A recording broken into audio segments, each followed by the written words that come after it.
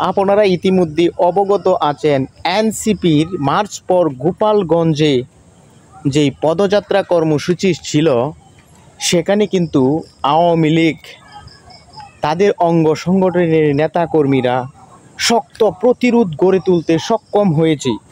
গোপালগঞ্জ এটি আওয়ামী লীগের ঘাঁটি, সেটি আরও একবার প্রমাণ করে দিয়ে দেশের মানুষকে দেখিয়ে দিয়েছে শেখ মুজিবের সৈনিক, শেখ হাসিনার সৈনিক, তারা যে কোনো পরিস্থিতিতে যে কোনো সময় ঘুরে দাঁড়াতে পারে এবং পেরেছে। দলীয় নেতাকর্মীরা প্রতিরোধ গড়ে তুলে আইনশৃঙ্খলা রক্ষাকারী বাহিনীর সাথে গোপালগঞ্জে ব্যাপক সংঘর্ষ হয়েছে।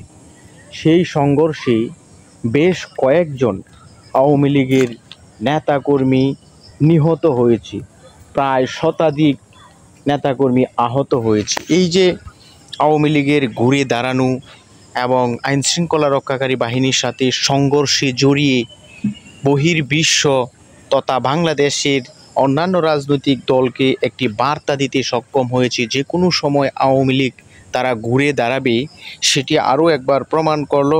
সুযোগ বুঝে কূপ দেওয়ার জন্য অধীর আগ্রহে অপেক্ষা করতেছে আওয়ামী লীগের কর্মী সমর্থকরা